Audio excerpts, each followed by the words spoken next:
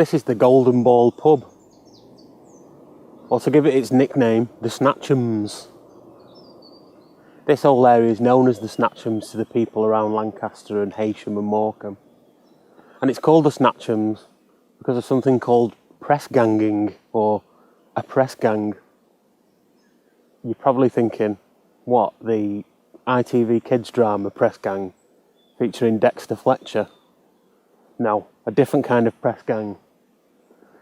A press gang was when a group of sailors would pressurise someone to become a sailor themselves. And sometimes they wouldn't give the person much choice. There's been a pub here since the 1600s, but this particular pub was built in 1710 with a big old extension put on in 1790. And it was frequented by the sailors that would sail down the Lune into Lancaster. And they would ply young men with drink and get them to sign up to be sailors on their ship, so they would have enough crew. It was reported that when the big ships left Lancaster and sailed down the Lune into the Irish Sea, they would send rowboats back with big burly sailors on them. And they would grab any of the unconscious young men that had been plied with drink, stick them on the rowboats, and take them back to the ships. When those unfortunate young men would wake up, no doubt with a massive hangover, they'd find themselves in the middle of the sea, on their way to the Americas or the Orient. In the car park of the pub, there's actually a white line painted on the wall, and that shows the highest point the water ever got to, back in 1967. Unfortunately, we can't get into the car park because the pub's shut. I think another victim of lockdown, but it is up for sale. So if you want to buy a pub, the Golden Ball.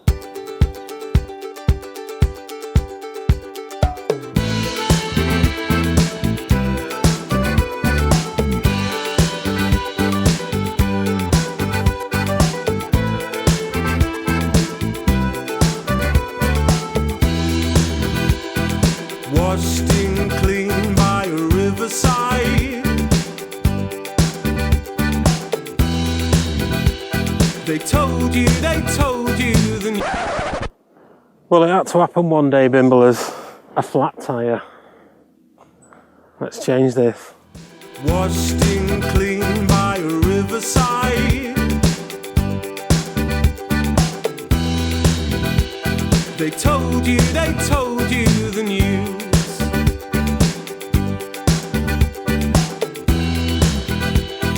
Kept so cold in the blackest tide.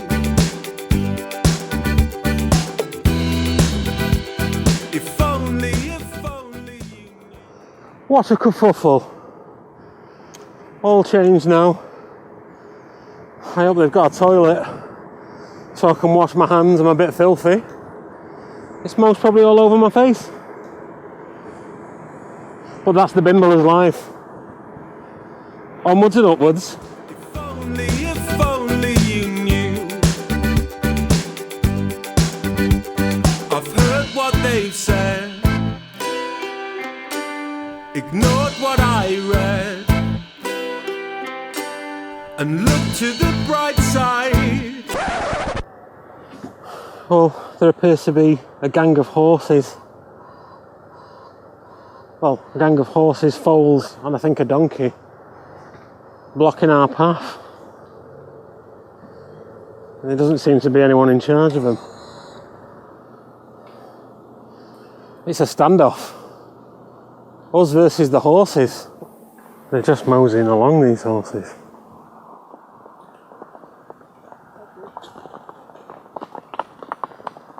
Wrangling horses.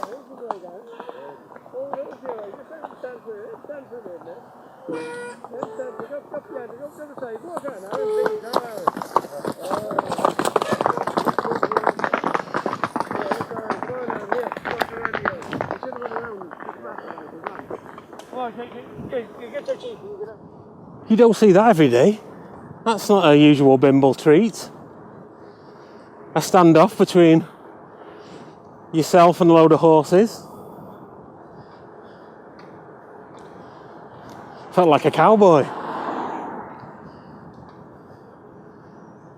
Right, a flat tyre, some wild horses. Now it's onwards and upwards.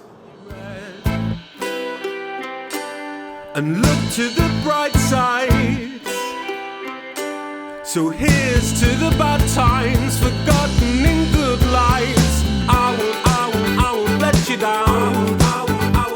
I'll take off my shoes and dance to the good news. Broken smiles, well, they won't turn it round. So take off your shoes and dance to the good news.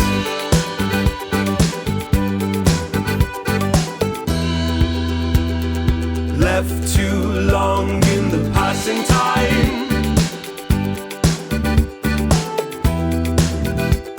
You know what you know to be true. We're just heading into Sunderland. Not the Sunderland in the northeast near Newcastle, but Sunderland Point in Lancashire. Just down the road from Heysham. This road that we're on is flooded for 8 hours at a time. When the tide comes in, you can't get over here in your car. So I had to time this Bimble exactly right for a time that the tide would be out. The school children of Sunderland Point get special exception in school over in Overton. They're allowed to turn up a little bit late or go home a little bit early, depending on what the tides are doing. Otherwise, they might never get to school, or they might never get home. Hopefully we'll get home.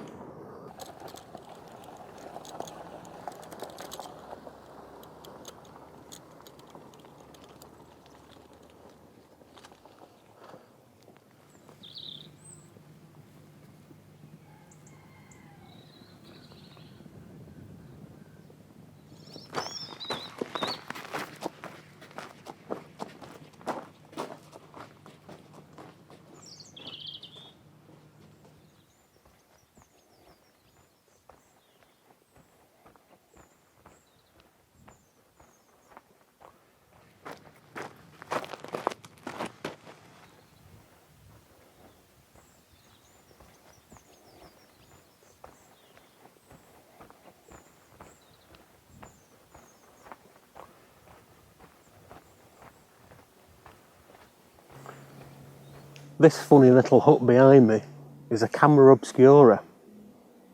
And if you don't know what one of those is, imagine sitting inside an old-fashioned camera and being able to see the projection from the lens on the back of the camera. That's kind of what a camera obscura is. You sit inside, and in this case, the landscape here at Sunderland Point is projected onto the back wall. It's a very 17th century idea. You think back to when people didn't have cameras, they'd never seen a film. It was quite the curiosity to come and see a camera obscura and watch life outside a building be projected inside the building. Camera obscuras were used by a lot of artists to get really accurate landscapes. And it's believed that Vermeer used a camera obscura. And that's how he got such vivid colours on his portraits. This particular camera obscura is the brainchild of environmental artist Chris Drury.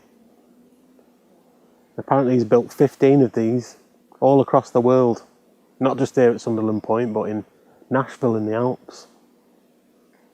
But there's lots more to see here at Sunderland Point, so we should just bimble a few steps that way. Dim lit scenes of a better life.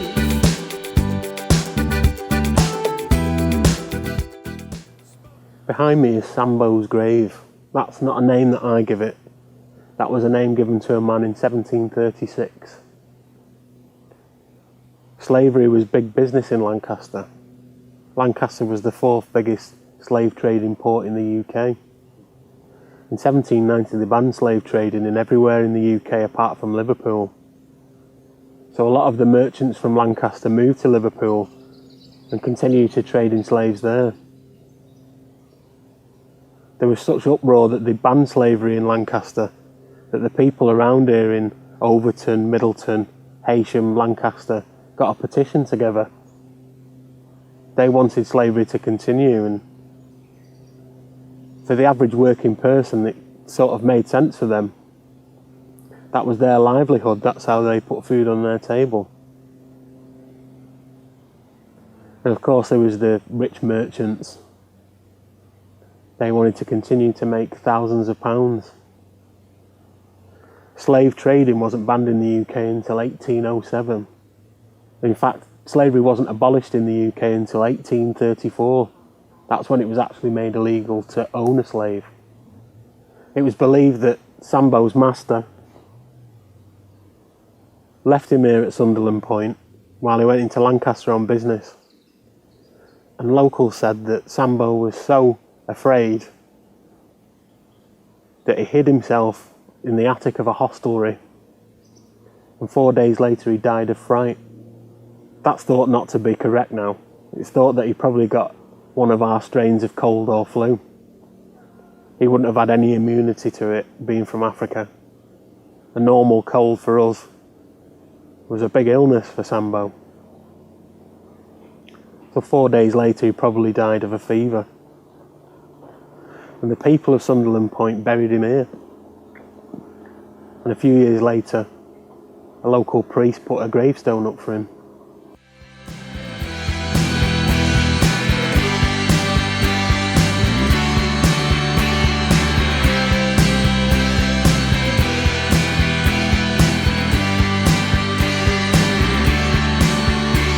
So here's to the bad times, forgotten in good lives.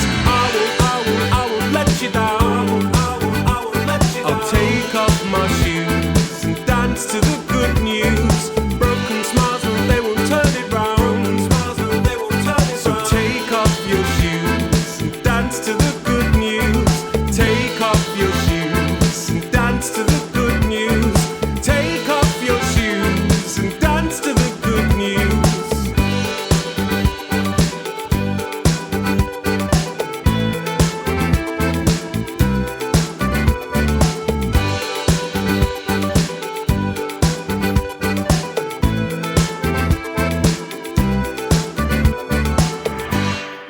So we reached the very tip of Sunderland, or Sunderland Point. And over the water we can see where we've bimbled before. We can see Plover Scar Lighthouse that we visited in my Lancaster video about a year ago. I found out some interesting things about that lighthouse since then. Apparently in 2016 a ship hit it and it knocked it a little bit off kilter, some of the bricks. So apparently they had to dismantle it brick by brick, numbering each brick, and bring them over to the shore at Cockerham, then put it all back together how it would have been when it was originally built. I also found a Pathé News clip from 1948, and that showed the lighthouse keeper at the time, Mrs. Parkinson. And it was very condescending, as you imagine from an old news clip like that. And it was saying that she was spending more time polishing the reflector than polishing a piano at home like she should have been. It showed her filling up the paraffin oil lamps, which is surprising that the lighthouse was powered by paraffin oil, shining its light across the bay, rather than electric light bulbs in 1948. You can also see Cocker Abbey that we also visited in that video. And it has a link to over here in Sunderland Point. It's not only that you can see it off in the distance, but apparently the stones from Cocker Abbey, after Henry VIII demolished it, were used to build the quay here. So it wasn't just the farmer's cottage that was made out of it, it's the quay here at Sunderland Point. It's a fabulous example of recycling.